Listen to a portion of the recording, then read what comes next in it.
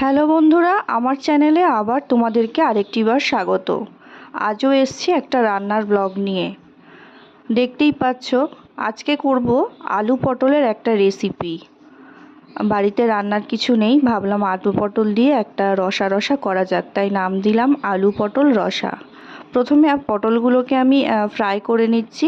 দেখতেই পাচ্ছ, সামান্য পরিমাণে হলুদ দিয়ে ভালো করে নেড়ে চেড়ে ফ্রাই করে নিচ্ছি। যতক্ষণ না একটু হালকা লাল লাল হয়ে আছে পটলগুলো, একটু ভেজে নিতে হবে নেড়ে চেড়ে।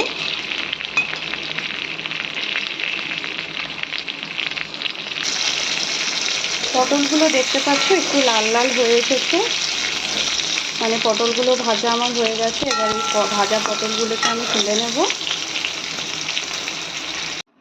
একই তেলে আমি আলুগুলো এবার ফ্রাই করব।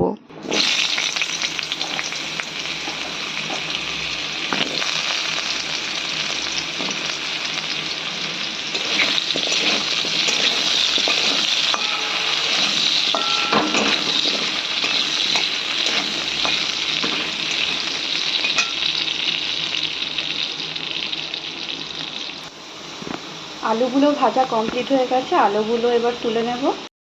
তো আমার পটল আর আলু ভাজা হয়ে গেছে, এবার রান্নাটা শুরু করব। তো কড়াইতে এবার আমি পরিমাণ মতো একটু সাদা তেল নিয়ে নেব। তো তেলটা গরম হয়ে গেছে, এবার এর মধ্যে দিয়ে দেব দুটো তেজপাতা আর একটু গোটা জিরে।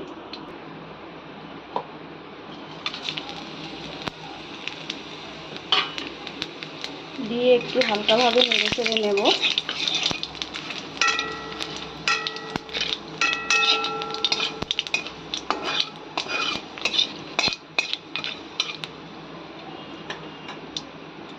তারপরে এর মধ্যে দিয়ে দেবো একটা ছোট সাইজের পেঁয়াজ কুচি করে রেখেছিলাম, সেটা এর মধ্যে দিয়ে দেবো।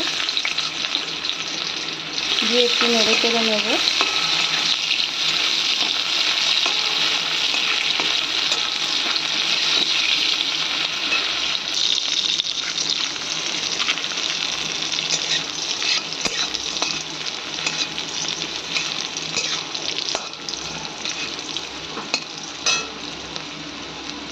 পেঁয়াজটা হালকা ব্রাউন কালার চলে এলে এবার এর মধ্যে দিয়ে দেবো হাফ টেবিল স্পুন পেঁয়াজ ও কাঁচা লঙ্কা বাটা, আর দিয়ে দেবো হাফ টেবিল স্পুন আদা রসুন বাটা। দিয়ে এটাকে ভালো করে নেড়ে চেড়ে নেব।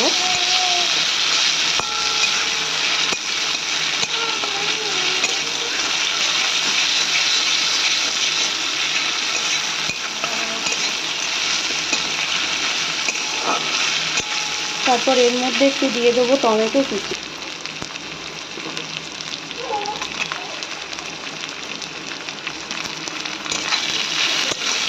দিয়ে ভালো করে নেড়ে চেড়ে নেব।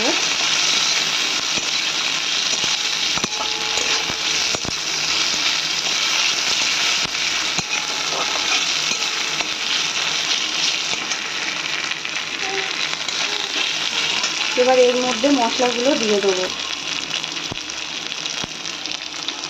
দিয়ে দেবো হাফ চামচ আমি নিয়েছি লঙ্কার গুঁড়ো, হলুদের গুঁড়ো, একটুখানি পরিমাণ মতো জিরের গুঁড়ো আর লবণ।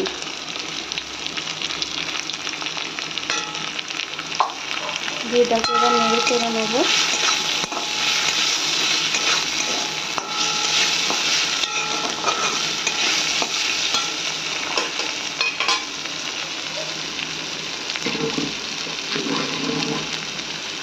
সামান্য পরিমাণে একটু জল দেবো যাতে মশলাটা পুড়ে না যায়।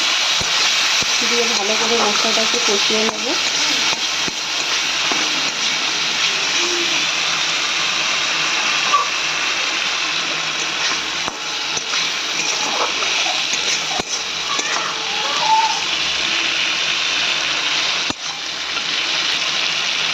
মশলাটা ভালো করে কষিয়ে নিতে হবে। মশলা কষানো যত ভালো হবে রান্না তত ভালো হবে।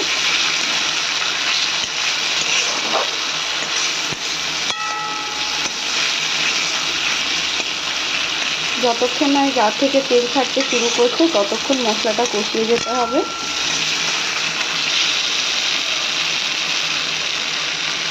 আস্তে আস্তে দেখতে পাচ্ছ মশলাটা গা থেকে তেল ছাড়তে শুরু করে দিয়েছে।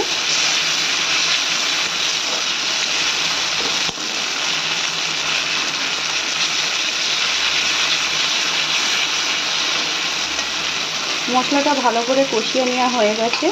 এবার এর মধ্যে আমি দিয়ে দেব এই পটল ভাজা আর আলু যেটা আমি ভেজে রেখেছিলাম। এবার এর মধ্যে দিয়ে দেব,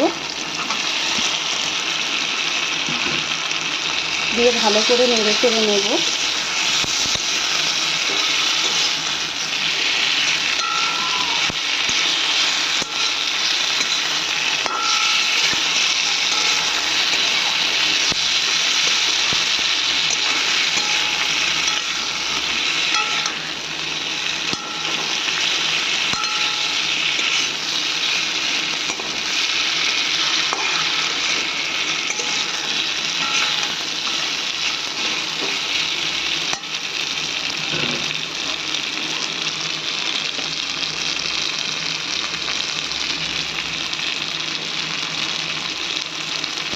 সামান্য পরিমাণে জল দিয়ে মশলাটাকে একটু কষিয়ে নেব।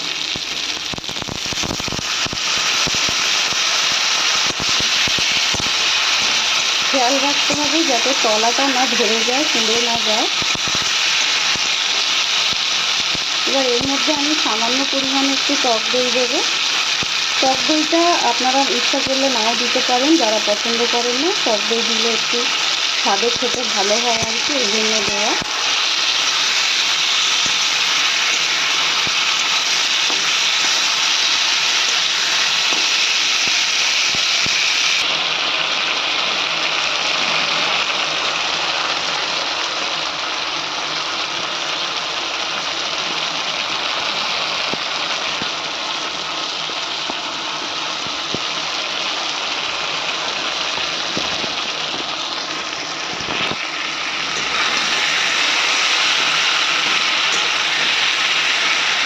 কিছুক্ষণের জন্য আমি এটাকে ঢাকা দিয়ে রেখে দেবো।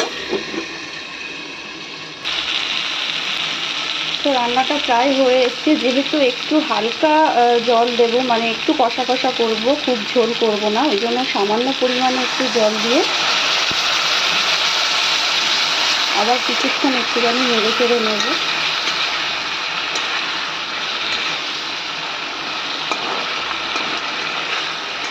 রেসিপিটা কেমন লাগছে কিন্তু অবশ্যই তোমরা কমেন্ট করে জানাতে ভুলো না।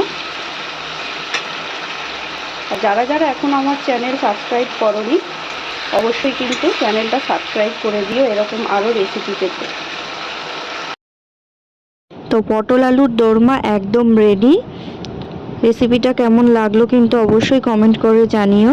আর দেখা হচ্ছে আবার নেক্সট ব্লগে। সবাই ভালো থেকো।